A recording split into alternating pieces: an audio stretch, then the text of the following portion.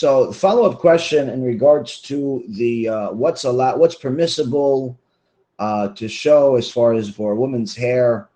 If she's allowed to show 2 fingerfuls, some say even 5, but nonetheless, is she allowed to show a couple of fingerfuls of hair, or is it completely asur, like the Chasidut says, based on the Zohar's teaching? So yesterday we made a short recording about that. Based on halacha, you're allowed to show 2 fingerfuls of hair, and again, some poskim say even slightly more. But based on the Zohar, you are not allowed. Meaning, it's you shouldn't do it. So when we made the recording yesterday, Baruch Hashem, it got to a lot of people, and someone that deals with modesty actually responded and said, "Well, it's this is only b'diavad, meaning after the fact. It's not it's not allowed to really show the hair. But if you already showed it, then it's not the end of the world." This is incorrect teaching. What they're saying is incorrect. Okay, so I responded to them, and it's good for people to know. Now, to clarify the issue and to understand the difference between halacha and piousness, okay, to say that it's asur, that it's forbidden to show 2 fingerfuls of hair in the front, of a woman's head. She's covering her hair with a mitpachat, and she's showing by automatically, not because it slipped, because that's the way she wants to wear her mitpachat, and she wants to show a little bit of hair in the front. Some people call it bangs. It's just the beginning of the hair. It's not really sticking out. Point is, to say that to do such a thing is asur, is not allowed, is incorrect teaching, and it's an incorrect understanding of halacha. Okay. Now, if you're discussing what the Zohar Kadosh says, as far as Zohar Kadosh says that it's forbidden to show every single, any hair at all, then you're correct. The Zohar Kadosh is, saying that the ideal mitzvah is to cover every single hair. So that's the ideal mitzvah. If somebody wants to take that on themselves, that's fine. That's great. Chazaku baruch is great, amazing. But that's not halacha. Okay, that's piousness. That's above and beyond the halacha. Okay, so therefore, anyone that wants to hold by the Zohar and wants to cover every single hair, ashra v'ashav chelka, great. But you cannot go out there and tell people that it's absolutely forbidden to show even a single hair, and go out there and go to women that are already covering their hair with a mitpachat, with a hat, and telling them that they're not covering their hair in a permissible way. They're actually making a sin by showing a little bit of hair. And the fact is that by you covering your hair fully, completely, and the feeling that you're getting that you're better than everyone else because you're covering every single hair and everyone else is sinning, that by default makes what you're doing not allowed, because your mitzvah has turned into gava. It's turned this Chasidut that you're thinking, this piousness, is not really piousness. It's really more of detestable pride. That's realistically what's happening. Many people that do tshuva, whether they were born religious and they've become even more, or they were Baalei tshuva, whatever the case is, that have taken on certain mitzvot, and they look at other people and they say, look at you, you're not as good as me. I pray with much better kavanah. I cover my hair better than you. My Shabbat is more fancy, and so on and so forth. That's not a mitzvah. That has actually turned your mitzvah into to'ava, into something, an abomination. Why? Because the mitzvah that you're doing between, that's the halacha, that's what you're supposed to keep. And in essence, you're keeping it because Hashem said so. Not because you're trying to be better than everybody else. It has nothing to do, one has nothing to do with the other. So if you're actually keeping certain things, or you're doing certain things, and that's leading you to actually feel like you're better than thou, you're that type of person, then that Chasidut is 100% forbidden for you to do. It's not a mitzvah anymore. It's no longer a mitzvah. And you can ask any of the Gdolim, you can see what the Baalei Musar said, whether it's Rabbi Sami Salant, or Sami Navaldok, or even the major Poskim. There's many stories that I've said of people that have, decided that they want to, let's say, for example, keep Shabbat an extra hour. They want to bring Shabbat an extra hour, which is great. Chazak u'bel, if you want to keep Shabbat an extra hour, great for you. But somebody came to one of the Gedolim and he told them, listen, Kvod Harav, I decided I'm going to keep Shabbat extra hour, and it's really making me feel upset when I see other people not doing it. So the rabbi says to him, wait, let me ask you a question. When you keep Shabbat an extra hour, you bring in an extra hour early, and you see other people driving to Beit Knesset, do you feel like they're violating Shabbat? He goes, to be honest with you, Kvod Harav, yes. He says, then you are forbidden from keeping that extra hour. Why? Your mitzvah is not a mitzvah. Your Chasidut is not Chasidut. Your Chasidut is creating ga'ava, it's creating pride, which is considered to'evat Hashem, disgusting to Hashem. Okay? So, again, if someone is saying that you want to hold by the Zohar, you want to hold by certain aspects of Chasidut and do above and beyond what halacha is, ashrecha or ashreich, good job. But that's not for you to look down at other people. It's not for you to look down at other people. It's only for you, between you and Hashem Yitbarach. What we hold by, what everyone holds by, what they're obligated to hold by is halacha. What does it say? What is the bottom line? Not what's above and beyond. What is the bottom line? And you can look at what Rav Ovadia Yosef said and wrote in regards to what you're allowed to see as far as the hair. It's what he's talked about it extensively, whether someone wants to see it in video, see Kvod Harav, of how we spoke against wigs and how important it is for a woman to be modest and cover her hair with appropriately. You could even see pictures of his Rabbanit Zatzal, that how she used to cover her hair. You could see also the Lubavitcher Rebbe's wife and mother, which I showed their pictures in a recent lecture, to show how they covered their hair with a mitpachat and a hat, not with a wig. And they also showed some hair. So what? They're going to go against the Gdolei Ador, which are their husbands or their sons? People have to be, think twice before they say such crazy things. So you can see what they've written in books, what they've actually written in books, what they've said out of their words, not what people said they said. What people said is it's an old game of telephone. We were little kids. We all knew that within a couple of people, the original message changes. Like, what do they say in books? And I'm not talking about people of this generation, and even people that are still living. I'm talking about the Gdolei Ador, that everyone decided this is the Gdolei Ador, not someone that just wrote a really popular book. I'm talking about what is the Gdolei Ador, right? Based on what are the previous Gdolei Ador said, based on what does the Shulchan Aruch says, based on what the Gemara says, based on what is the 5 books of Moses say. Not what's our opinions and what's this today and what's this tomorrow. What is the bottom line? What is the bottom line? And that's the reality that people need to understand. And also, another issue in regards to the showing of the hair, it's very easy for anyone that understands how to learn Gemara to go to the original machloket, to the original debate that started, or the confusion that started almost 2,000 years ago, which is actually mentioned in the Gemara Masechet Shabbat, page 64b, and which explains specifically in the Gemara the whole issue of pe'anochit and who wears a wig, who doesn't wear a wig, hair extensions, no hair extensions. Hair extensions is not an invention of the last 30 years. There is something that existed already 2,000 years ago. It wasn't necessarily hair extensions. It was additions of hair for people that had bald spots or thinning hair and so on. And you can literally see what Rashi, Zchutot Hagen Aleinu, actually said. Rashi HaKadosh said. It's not Rashi. People think Rashi's for little kids. Rashi is the Kodesh Kodashim. Somebody went to the Arizal one time and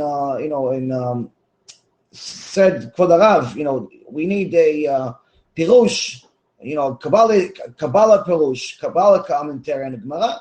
He said to his students, okay, this is our mission. We need to do a commentary on the Gemara. Kabbalah commentary on the Gemara. They come back to him sometime later with 10 volumes of Kabbalistic teachings on the Gemara. On some of the tractates, he says this is too long. This is too long. No one's going to read this. You got to minimize it. Genius, pure genius, it can be minimized.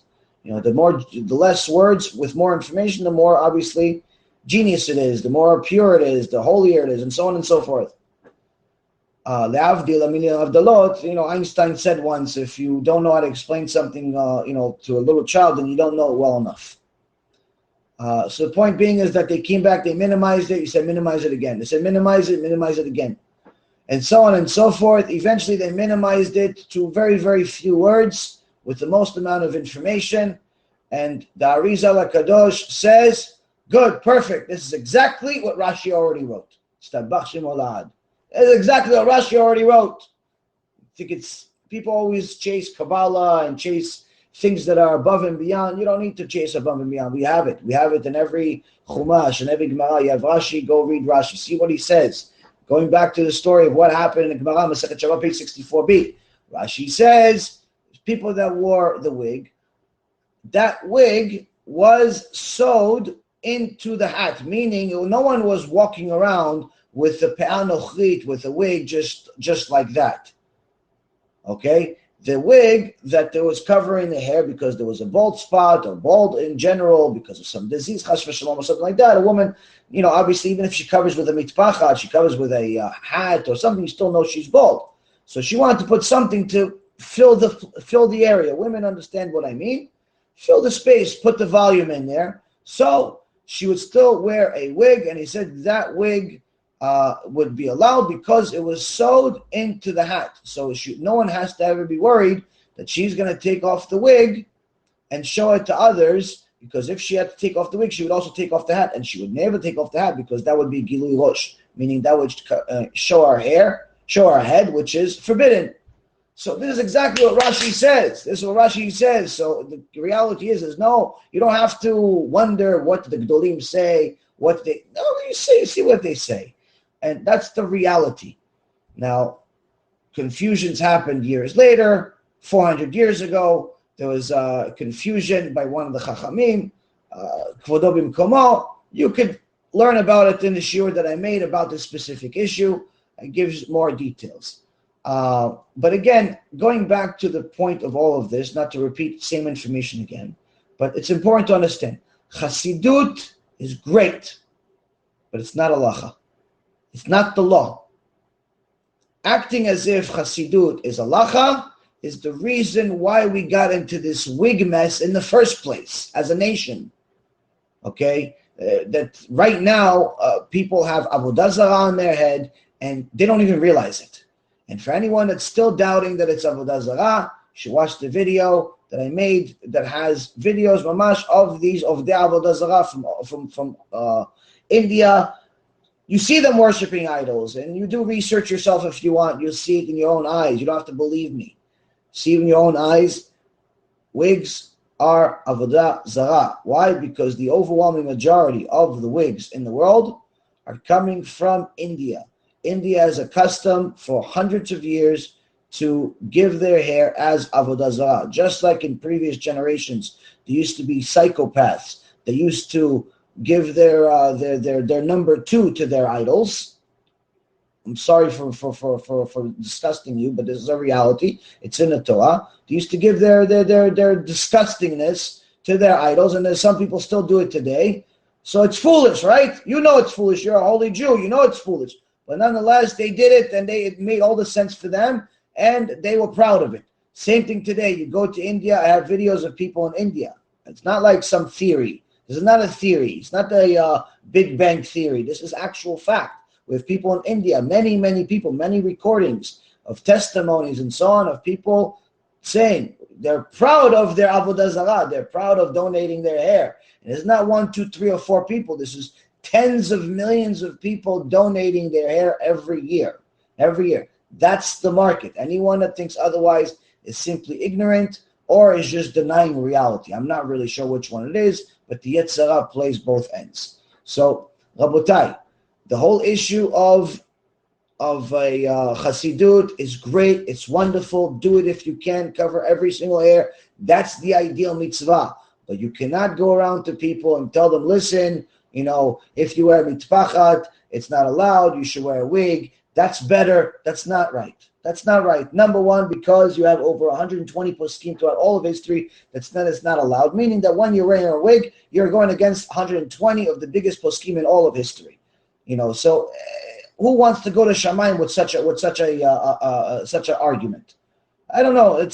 I'm sorry for all of those that have gotten used to it and like it and so on and so forth. That's just the reality. It doesn't matter whether it's synthetic or real. Over 120 poskim say it's 100% forbidden.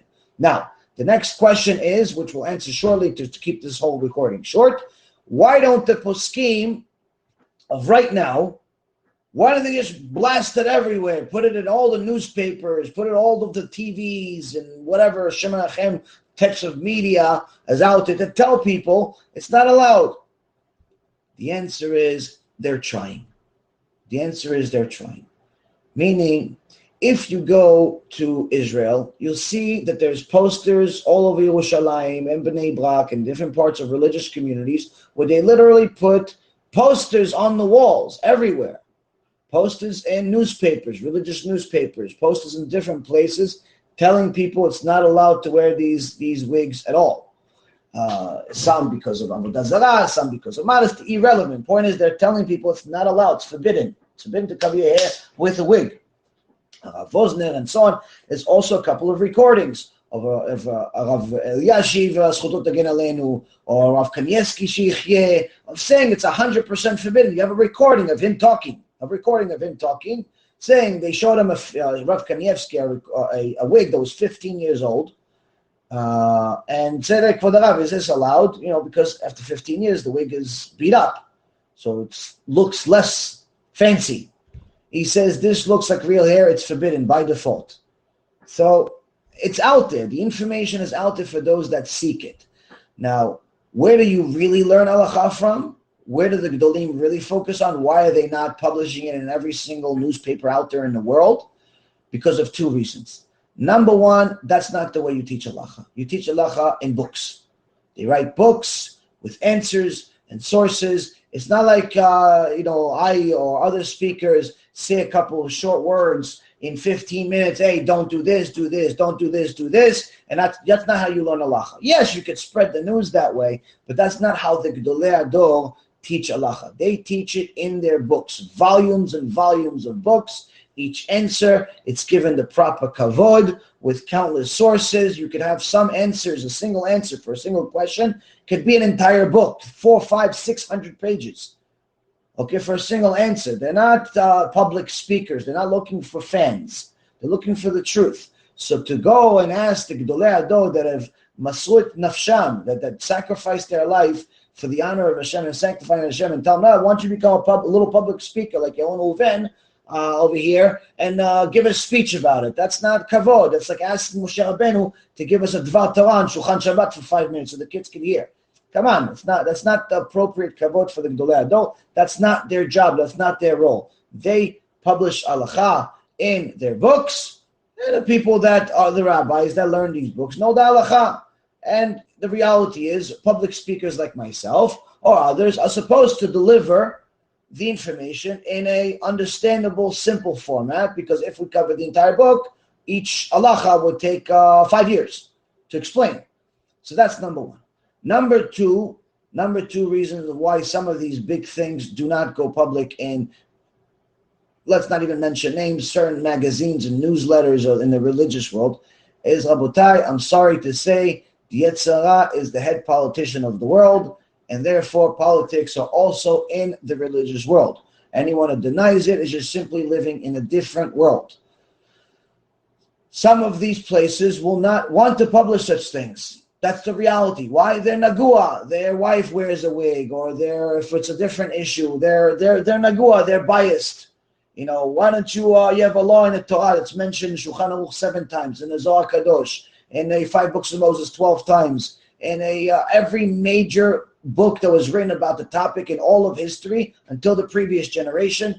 It's disgusting. What's the rule? Mechalel Shabbat mot yumat v'nicheta nefesh ha'im Kiruv Israel.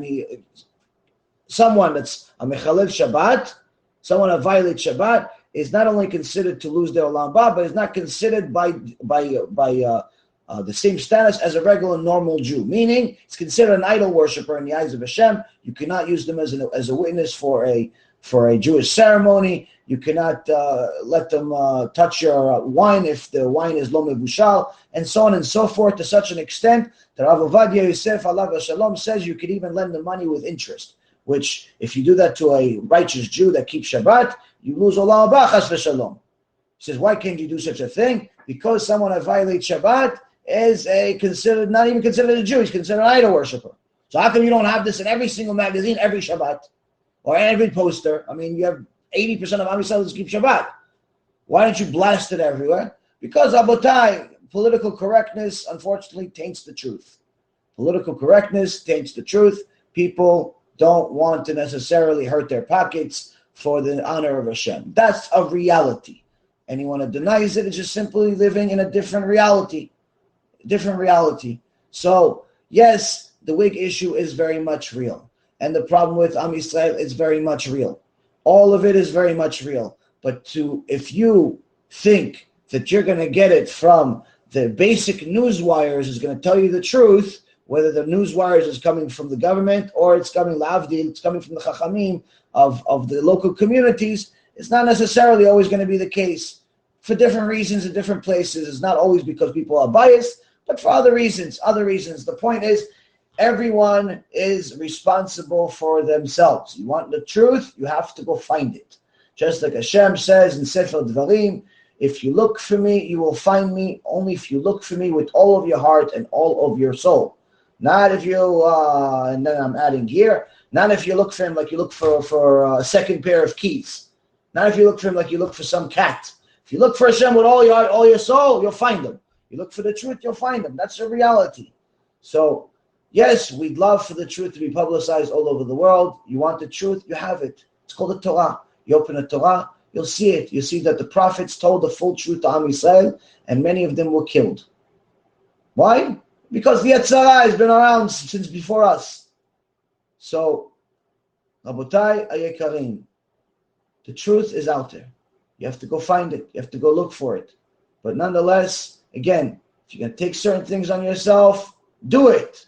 But don't start looking down on other people. Don't start looking at Mechalel Shabbat as, evil people. No, they're sinning. They're sinning. Sorry to say they're sinning. I'm sorry to say that all of us have friends or family that are in this serious problem, and we have to get them closer. There's a way to get close, and there's a way to get close. Meaning to just avoid telling them the truth. Obviously, he's not going to do anything. That's why we're in this situation in the first place. To tell them that they're terrible is also not going to be good.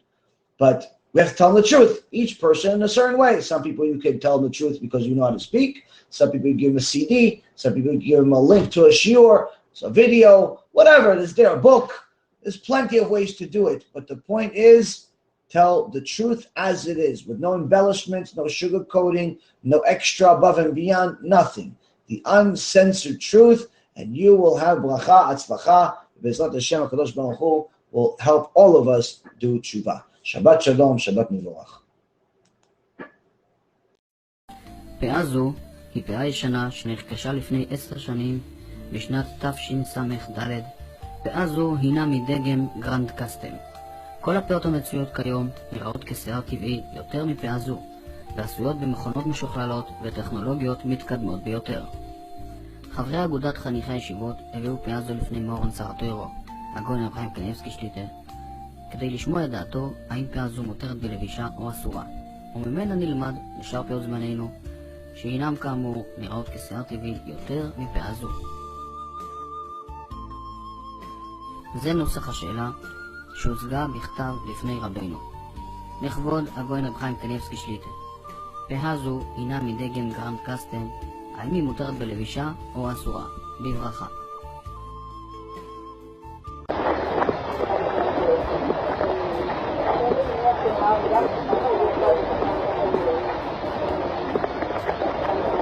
אפשר ללבוש את הפאה הזאת? מה הדין של זה? כזה שנראה ממש להרוס, ממש אסור. החנויות נוחים רק האלו. אסור כאלה בקיצה. הוא נראה כמו שהראש שלו אסור. רק אם מצליחים יד לפיה.